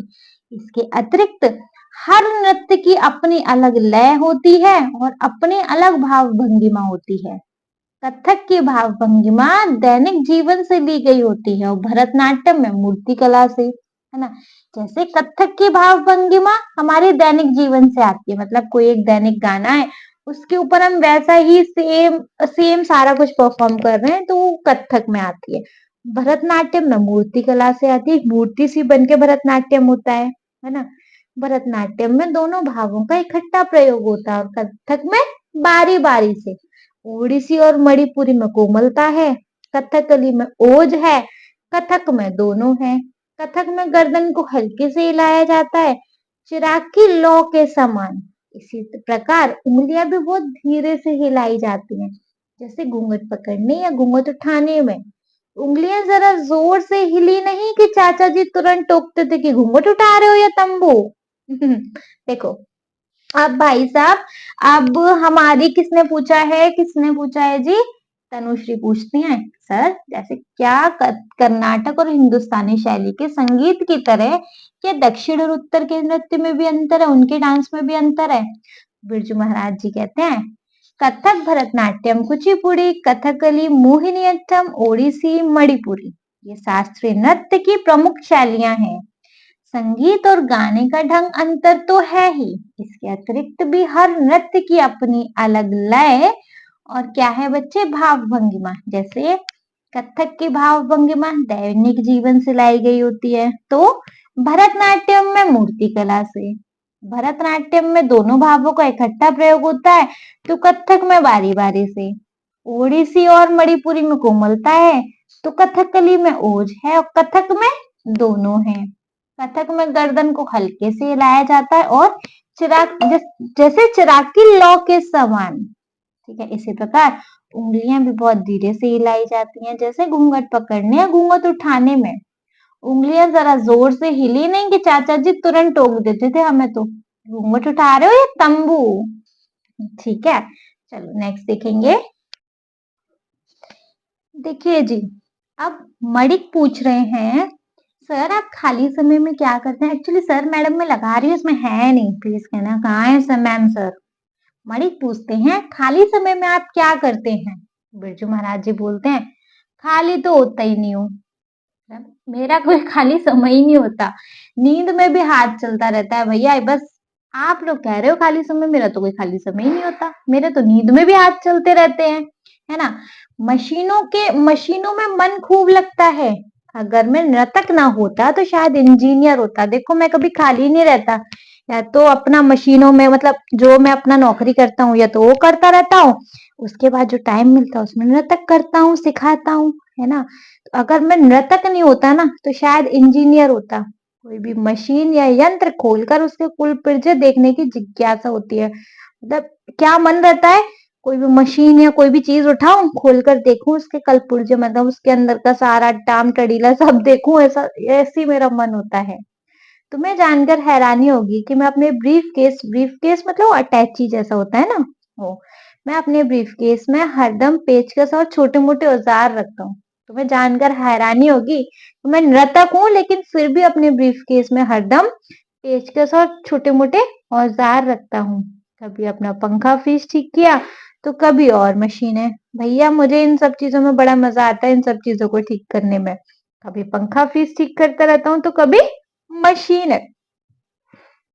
बेटी दामाद चित्रकार हैं, उन्हें देख देख कर पेंटिंग बनाने का भी शौक हो गया। अब जो मेरी बेटी और दामाद हैं वो चित्रकार हैं, मतलब पेंटर हैं, उन्हें देख देख कर अब मेरा पेंटिंग बनाने का भी शौक हो गया है। प्राय रात 12 बजे के बाद चित्र बनाने बैठता हूँ।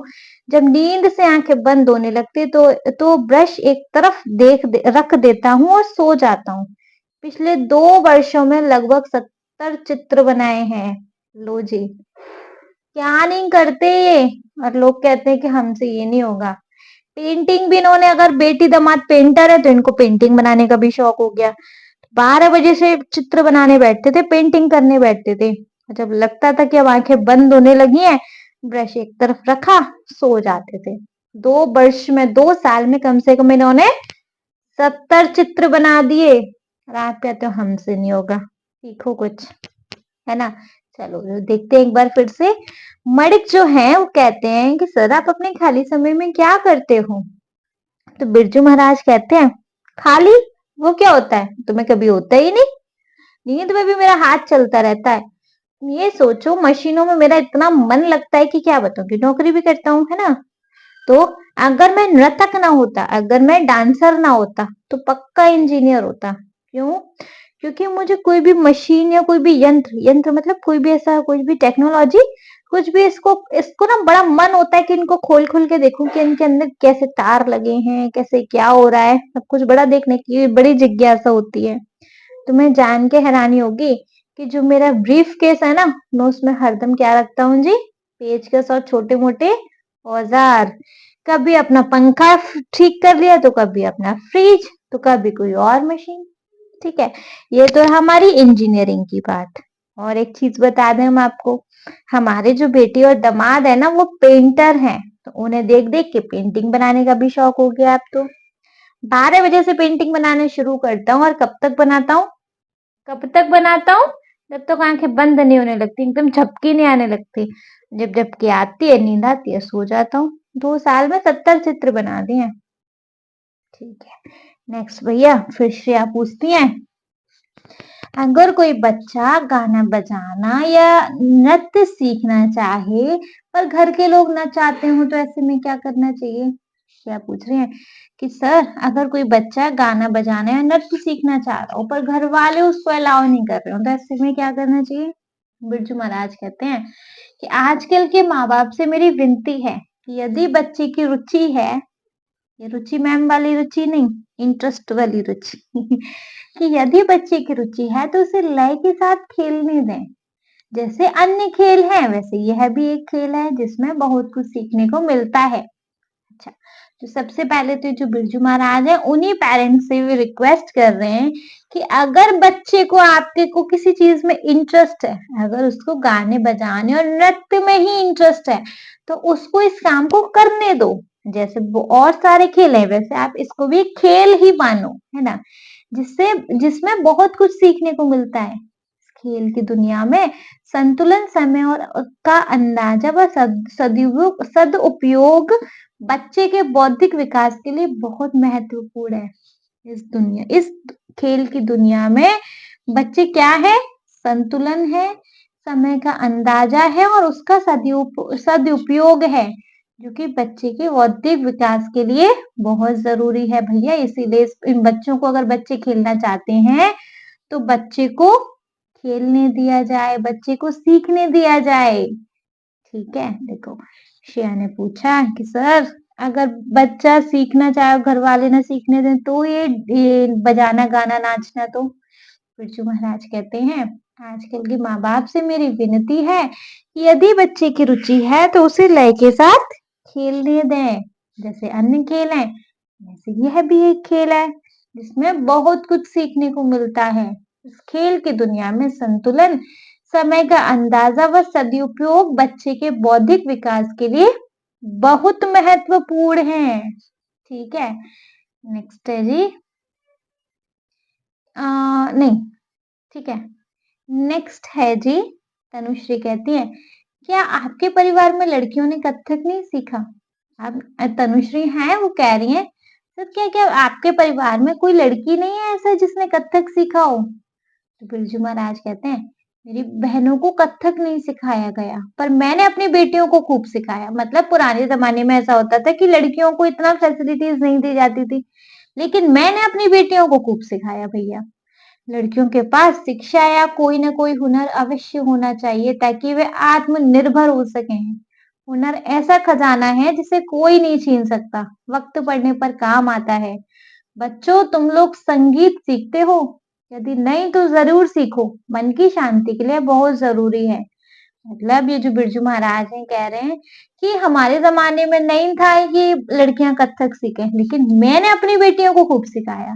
मेरा तो भैया ये मानना है कि लड़कियों के पास या तो शिक्षा होनी चाहिए, शिक्षा नहीं है तो कोई ना कोई ऐसा हुनर अवश्य होना चाहिए जिससे कि वो आत्मनिर्भर हो सके।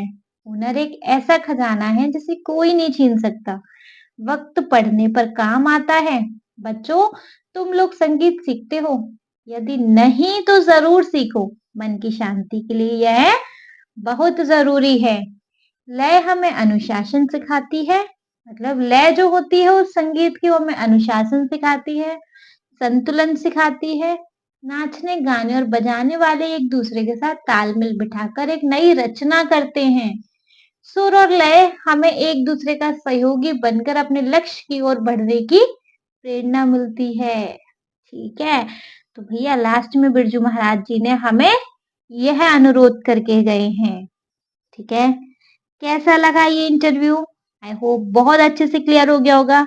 नहीं हुआ तो एक बार जरा शॉर्ट में समझ लें बिरजू महाराज जी का इंटरव्यू। देखते हैं, तो अब देखेंगे बच्चे इन स्पीड।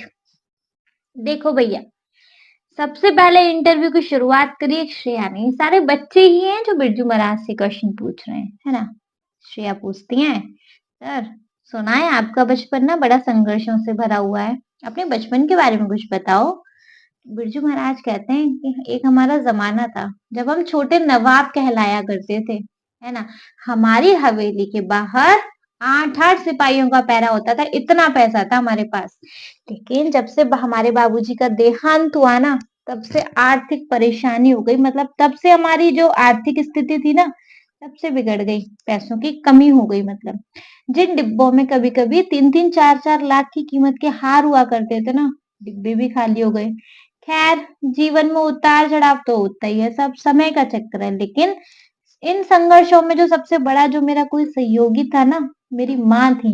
कभी हम कर्ज लेते, कभी साड़ियों को बेचते। मतलब साड़ियों, ऐसी ऐसी साड़ियां थी जिसमें सोने चांदी के तार लगे थे। लेकिन जब तंगी आने लगी तो वो तारे निकाल कर भी बेचने लगे, है ना। ऐसे ही गुजारा करते थे। लेकिन नृत्यों के कार्यक्रमों से कभी कभी पैसा भी आ जाता था। दिन में खाने को होता था तो कभी कभी रात में नहीं भी होता था। लेकिन हमारी जो माँ थी, अम्मा थी, बस यही कहते थे, भले ही खाने को चना मिले या कुछ भी ना मिले, पर अभ्यास जरूर करो, कोशिश जरूर करो। ठीक है, चलो। फिर तनुश्री ने क्वेश्चन पूछा, सर आपने कथक कैसे सीखा? तो बोलते हैं कि मैंने कथक बाहर से तो कहीं से सीखा ही नहीं। सबसे पहले तो मैं देख देख कर ही सीख गया। घर में ही, मेरे घर में ही कथक का माहौल था। मेरे दोनों चाचा और मेरे पापा तीनों ही कथक करते थे, है ना, कथिक थे। तो हुआ क्या, पापा और मामा बोला क्या, पापा और चाचा, दो चाचा जी एक पापा, मतलब तीन जो भाई थे, है ना, वो तीनों ही कथक करते थे, तीनों ही कथिक थे। तो घर का ही कथक का माहौल था। थोड़ा बहुत तो मैं इन लोगों को देख देख कर ही सीख गया। और फिर मुझे सिखाया किसने? एक्चुअली में मेरे पिता ने और मेरे चाचा जी ने। पिता मतलब अच्छन महाराज, चाचा जी मतलब शंभू महाराज और लच्छू महाराज, इन लोगों ने सिखाया। ठीक है, फिर इन लोगों को देख देख के सीख के मैं नवाब के दरबार में भी नाचने लग गया। अच्छा, कथक की एक तालीम होती थी, एक मतलब एक रिवाज थी कि जब कथक की तालीम शुरू करो ना, जब कथक की प्रैक्टिस या कथक का अभ्यास शुरू करो, तो जो गुरु है वो शिष्य को एक गंडा बांधेंगे। गंडे का मतलब है कि आज से तुम्हारी प्रैक्टिस शुरू। और बदले में जो गुरु शिष्य हैं वो गुरु को क्या देंगे बच्चे? एक भेंट देंगे। ठीक है भैया, जब मेरी बारी आई तालीम शुरू करने की, तो मेरे से मेरे पिताजी ने बोला कि भैया मैं बिना भेंट के तो घंटा नहीं बांधूंगा। मैं क्या दूं?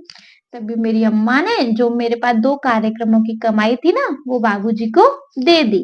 ठीक है, गंडा क्या होता है? गुरु और शिष्य के बीच का एक पवित्र रिश्ता होता है ना। लेकिन आज मैंने क्या किया कि आज मैंने इस चीज को उल्टा कर दिया। पहले शुरू में बांधा जाता था, और अब मैं क्या करता हूँ कि मैं पहले नृत्य सिखा लेता हूँ, देखता हूँ कि उस बच्चे में नृत्य सीखने की लगन है तो अब गंडा बांधता हूँ। पहले होता था कि पहले ही बांधना होता है। ठीक है, नेक्स्ट है, अब तनुश्री पूछती है, सर क्या मतलब ऐसा हो सकता है कि हम पढ़ाई कर सकते हैं या कोई और काम कर रहे हो उसके साथ भी हम नृत्य संगीत को कंटिन्यू रख सकते हैं? क्या ऐसा पॉसिबल है? बिरजू महाराज जी कहते हैं। क्यों?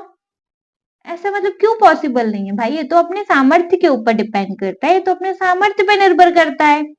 ऐसा तो नहीं है कि भैया तुम संगीत और नृत्य सीख रहे हो तो तुम कोई और काम नहीं कर सकते। मेरी शिष्य हैं, मतलब मेरी जो शिष्य हैं जिनको मैंने सिखाया उनका नाम है शोभना नारायण। आईएएस ऑफिसर भी हैं और अच्छी डांसर भी हैं, नर्तकी भी हैं। मुझे ही देख लो, मैं नृत्य के साथ साथ बजाता भी हूँ और गाता भी हूँ। इसके अलावा नृत्य नटिकाएं और उनके संगीत भी तैयार करता हूँ। मैंने जब नौकरी शुरू की थी ना, मेरे चाचा जी ने भले ही मुझसे कहा था, बट जाओगे तुम नौकरी में, न इधर के न उधर के, न डांसर ही बन पाओगे न ढंग से नौकरी कर पाओगे। जो तुम्हारे अंदर का नर्तक है ना, पूरी तरह पनपेगा नहीं, छोड़ दो नौकरी। लेकिन मैंने दृढ़ निश्चय कर लिया था कि महाराज बनना है तो उसके लिए मेहनत भी करनी होगी। मतलब अगर कुछ बनना है ना तो मेहनत करनी होगी, इसलिए सब कुछ कर सकते हैं, अपने ऊपर है बस। ठीक है। मणिक ने पूछा, "सर कथक की शुरुआत कब हुई?" बिरजू महाराज जी ने कहा, कथक एक बहुत पुरानी परंपरा है। मतलब ये परंपरा रामायण और महाभारत से चर्चा में मिलती है, तब से शुरू हो गया कथक, आप ऐसे मान लो, है ना। पहले क्या होता था कि जो कथक है वो सिर्फ मंदिरों तक ही सीमित था, है ना। और हमारे ठहरे लखनऊ घराने की, मतलब मेनली बनारस और इलाहाबाद के बीच हरिया गांव में रहने वाले लोग थे, जहाँ पे उस हरिया गांव, मतलब जो हमारा परिवार था वो हरिया गांव से बिलोंग करता है। वहां पे 989 कथिकों के घर थे, है ना। कथिकों का एक तालाब वहां आज भी है। और उस गांव में एक बैगरिया नाला था, वहां से एक कहानी भी है, सुना है? सुनाइए भैया। उस उस नाले के पास से एक बार 9 कथिक गुजर रहे थे। कथिक होते हैं जिनको कथक आता है वो, है ना। वहां पे 3 डाकू आ गए। कुछ कथिक तो उनमें से डर गए कि हाँ ये क्या हो गया। और लेकिन कुछ कथिक क्या थे, उनकी कला में इतना दम था कि डाकुओं के आगे वो कथक करने लगे। और डाकू क्या, उनकी कथक में इतने मगन हो गए कि सब कुछ भूल गए, वहां से भग गए। तब से एक पद भी बन गया उन लोगों के ऊपर कि बैगरिया नाला जोलुम गुलाम जोलुम जोर, 9 कथिक नचावे 3 चोर, जब तबला बोले धिन धिन, तब एक एक पर 3 3। ठीक है, ठीक है। लखनऊ घराने के बाद जयपुर घराने और फिर अरे यार बनारस घराने का विकास हुआ। इसके अलावा रायगढ़ के महाराज चक्रधर की भी अपनी अलग शैली थी। ठीक है। फिर श्रेया पूछती है, क्या नृत्य सीखने के लिए संगीत आना जरूरी होता है? बिरजू महाराज कहते हैं, गाना बजाना और नाचना ये तीनों तो संगीत का हिस्सा है। संगीत में लय होती है, उसमें ज्ञान आवश्यक है, और नृत्य में शरीर हमारा ध्यान और तपस्या का साधन होता है। नृत्य करना एक तरह से अदृश्य शक्ति को निमंत्रण देना जैसा है बच्चों। जैसे ऐसे कह रहा हो जैसे हमारे अंदर से अदृश्य शक्ति ऐसे कह रही हो, कृष्ण मेरे अंदर आओ और नाचो। नृत्य ही नहीं, हमारी हर गतिविधियों में लय होती है। जैसे घसियारा घास को पकड़ता है, घसियारा मतलब वो जो घास काटने वाले होते हैं ना वो। जैसे घसियारा घास को पकड़ता है, उस पर घसिया मारता है उसको वहां से काटने के लिए, है ना। फिर वहां से घास हटाता है। मारने और हटाने के इस लय में अगर थोड़ी सी भी गड़बड़ी हुई, गया उसका हाथ। यहाँ क्या है बच्चे? लय है। तो लय हर काम में, नृत्य में, जीवन में क्या करती है? संतुलन बनाए रखती है। लय एक तरीके का ऐसा आवरण है जो नृत्य को सुंदरता प्रदान करता है। अगर नृतक को सुर ताल की समझ है ना, तो वह जान पाएगा कि लहरा ठीक नहीं है। इसके माध्यम से नृत्य अंगों में प्रवेश नहीं करेगा। क्लियर? फिर तनुश्री ने पूछा, आपने कथक में अन्य नई चीज भी जोड़ी है ना? बिरजू महाराज ने कहा, बिल्कुल जोड़ी है। देखो, कथक एक पुरानी परंपरा है जिसको हमने अभी तक कायम रखा ही है, लेकिन हाँ उसके प्रस्तुतिकरण में, मतलब उसको प्रेजेंट करने में हमने थोड़े से बदलाव कर दिए। जैसे हमने गौर किया था कि हमारे चाचा जी और बाबूजी जब नाचते थे ना तो बड़ा खूबसूरत नाचते थे, वो खूबसूरत थे ही नाचते थे, तो उनके खड़े होने का अंदाज भी बड़ा निराला होता था।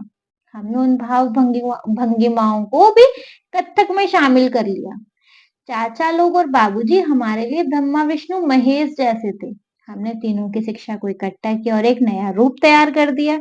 बदलाव तो किए इसमें, लेकिन भैया जो परंपरा पुरानी थी वो वैसी की वैसी है। वैसे ही हमने टैगोर, त्यागराज आदि आधुनिक कवियों की रचनाओं को भी लेकर कथक रचनाएं तैयार की। मतलब कथक की रचनाएं हमने इन लोगों को लेकर भी तैयार की हैं।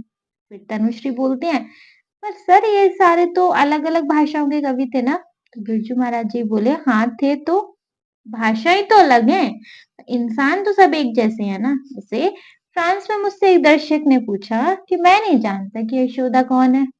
मैंने उन्हें बताया, इस धरती पे सारी माँ यशोदा हैं, सब नन्हे बच्चे कृष्ण हैं। जैसे बच्चों का जिद, रूठना, रोना, उठना बैठना सब एक जैसा ही होता है। धीरे धीरे हमने अलग अलग भाषा, संस्कार और तौर तरीके मिलते हैं। चाहे नृत्य हो या कोई और परंपरा, सब एक वृक्ष के समान होती है। सबको वह एक जैसा छाया और आश्रय देती है भैया, चाहे लोग अलग अलग जगह से हों, लोगों की भाषाएं अलग अलग हों, लोगों के संस्कार अलग अलग हों, इंटेंशन तो एक ही है ना, कि सबको अच्छे संस्कार देने हैं, है ना? ठीक है। जैसे वृक्ष को आप ऐसे समझ लो, वृक्ष के नीचे अलग अलग स्वभाव के लोग बैठते हैं, है ना? जैसे एक वृक्ष से हमने कोई बीज लिया और उसको हमने जमीन में बो दिया, तो उससे एक और वृक्ष आएगा। अब लेकिन वो जो दूसरा वृक्ष है वो कैसा होगा, तो इस बात पे निर्भर होगा ना कि उसको हवा, पानी और खाद कैसा मिला है ना? समझ रहे हो ना? ठीक है भैया। फिर मणिक पूछती है, सर जब आपने सीखना शुरू किया और नाचना नहीं, सर आपने गाना बजाना क्या नहीं। अब मणिक पूछते हैं, सर जब आपने सीखना शुरू किया था तब से अब तक कथक की दुनिया में क्या क्या बदलाव हो गए? बिरजू महाराज जी ने कहा, बदलाव बस आप पूछो मत, पहले तो मंच नहीं होते थे। लोग जो थे चांदनी बिछाकर, चांदनी मतलब एक सफेद चादर बड़ी वाली, उसको बिछाकर वहां पे कथक करते थे। चारों लोग दर्शक बैठ जाते थे, देखने वाले बैठ जाते थे। और श्रृंगार के लिए कुछ भी नहीं होता था, चंदन के लेप लगाओ और होठों को रंगने के लिए पान ले लो, हो गया बस। पहले लेकिन जो कथक होता था ना, वो ऐसा होता था कि इमेजिनेशन सामने आ जाए। कैसे गोपियों ने घड़ा उठाया, कैसे धीमी चाल से पनघट की ओर चली, कैसे पीछे से कृष्ण ने चुपचाप आए, कंकड़ उठाया और दे मारा। लेकिन अब सिर्फ इतना कह दो, पनघट की गत देखो, इतना कहकर सारा कुछ लोगों पे छोड़ दिया कि अपनी कल्पना करते रहो, अपना इमेजिनेशन करते रहो। ये चीज चेंज आ गया अब। फिर श्रेया ने पूछा, आपने गाना बजाना और नाचना कब शुरू किया? बिरजू महाराज जी कहते हैं, मैंने गाना बजाना नाचना छोटा सा था ना तब से तो तबला पीटना शुरू कर दिया। चाचा ने कहा, लड़के के हाथ में लय है।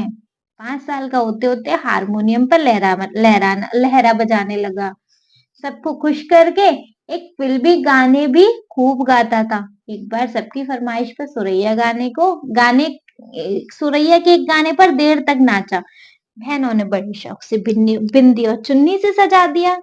तब तक चाचा जी आ गए, बस डर के मारे सब कुछ उतार फेंका और छिप गया। ठीक है। फिर मणिक ने पूछा, सर शास्त्रीय नृत्य और लोक नृत्य में क्या अंतर है? बिरजू महाराज जी ने कहा, लोक नृत्य सामूहिक होता है, मतलब ग्रुप का डांस होता है। दिन भर की मेहनत के बाद जब लोग थक जाते हैं तो थकान दूर करने और मनोरंजन के लिए इकट्ठा मिलकर नाचते हैं, उसको कहते हैं लोक नृत्य। और सामूहिक नृत्य क्या होता है, शास्त्रीय नृत्य क्या होता है, ये इस नृत्य में इंसान अकेला ही काफी है। वह मतलब लोक नृत्य तो होता है कि बच्चे जो मन बहलाने और संतुष्टि के लिए होता है, कैसा भी नाच लो। लेकिन जो शास्त्रीय नृत्य होते हैं वह दर्शकों के लिए होते हैं। मतलब ये एक प्रोफेशनल टाइप का डांस होता है शास्त्रीय नृत्य। लोक नृत्य तो कैसा उल्टा सीधा अपने लिए कर लो बस। श्रेया पूछती हैं, इस समय भारत में शास्त्रीय नृत्य की क्या स्थिति है? बिरजू महाराज जी कहते हैं, पहले तो ठीक नहीं थी, लेकिन अब इसकी लोकप्रियता बढ़ती जा रही है। अब शोर वाले संगीत नृत्य का भी खूब प्रचलन है।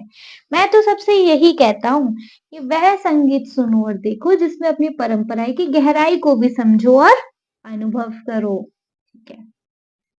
फिर तनुश्री पूछती हैं जी, कर्नाटक और हिंदुस्तानी शैली की संगीत की तरह क्या दक्षिण और उत्तर के नृत्य में भी अंतर है? विष्णु महाराज जी कहते हैं, कथक, भरतनाट्यम, कुचिपुड़ी, कथकली, मोहिनीअट्टम, ओडिसी, मणिपुरी ये शास्त्रीय नृत्य की प्रमुख शैलियां हैं।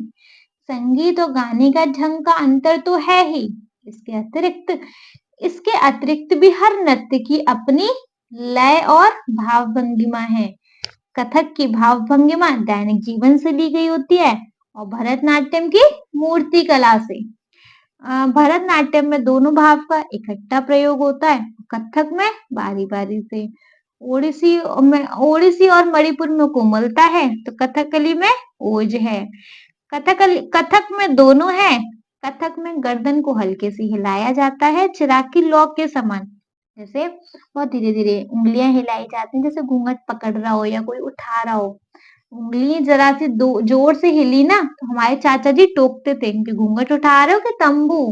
चलो फिर मणिक पूछते हैं, सर आप खाली समय में क्या करते हो? बिरजू महाराज जी बोलते हैं, खाली तो मैं कभी होता ही नहीं हूँ, नींद में भी हाथ चलते रहते हैं। मेरा मशीनों में खूब इंटरेस्ट आता है। मुझे सोचो, अगर मैं आज नर्तक नहीं होता तो शायद इंजीनियर होता। कोई भी मशीन या कोई भी यंत्र खोलकर मुझे उसके अंदर क्या क्या टाम टड़ीला है सब देखने का मन होता है।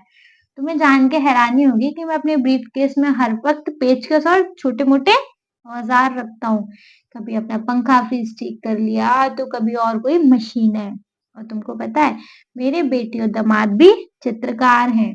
उन्हें देख के पेंटिंग बनाने का भी शौक हो गया। रात को 12 बजे से चित्र बनाने बैठता हूँ, पेंटिंग बनाने बैठता हूँ और तब तक बनाता हूँ जब तक नींद नहीं आती। जैसी नींद आई सो जाता हूँ। 2 साल में लगभग 70 चित्र बना लिए। ठीक है। फिर श्रेया पूछती है, सर अगर कोई बच्चा गाना बजाना है, नृत्य सीखना चाहे और घर के लोग ना चाहें तो ऐसे में क्या करना चाहिए? बिरजू महाराज जी कहते हैं, आजकल के माँ बाप से मेरी विनती है कि यदि बच्चे सीखना चाहें तो उसे लय के साथ खेलने दें। जैसे अन्य खेल है वैसे यह भी खेल है। बच्चे को बहुत कुछ सीखने को मिलता है। खेल की दुनिया में संतुलन, समाज का अंदाजा व सदुपयोग, आज तो मुझे सदुपयोग बोलना ही नहीं आएगा। सदुपयोग बच्चे के बौद्धिक विकास के लिए बहुत महत्वपूर्ण है। ठीक है। फिर भैया इन लास्ट तनुश्री पूछती है कि आपके परिवार में लड़कियों को कथक सीखने, मतलब लड़कियों ने कथक नहीं सीखा? बिरजू महाराज जी कहते हैं, हमारे पुराने टाइम में नहीं था तो मेरी बहनों ने नहीं सीखा, लेकिन मैंने अपनी बेटियों को खूब सिखाया। लड़कियों के पास शिक्षा या कोई ना कोई ऐसा हुनर जरूर होना चाहिए ताकि वे आत्मनिर्भर हो सकें। कल को कोई रोटी ना दे तो खुद रोटी कमा सकें, ऐसा एक हुनर होना चाहिए। हुनर ऐसा खजाना है जिसे कोई नहीं छीन सकता, वक्त पड़ने पे काम आता है। इसलिए बच्चों, तुम संगीत सीखते हो या नहीं? यदि नहीं तो जरूर सीखो, मन की शांति के लिए बहुत जरूरी है। क्योंकि लय हमें अनुशासन सिखाती है और संतुलन सिखाती है। नाचने गाने और बजाने वाले एक दूसरे के साथ तालमेल बिठाकर एक नई रचना करते हैं।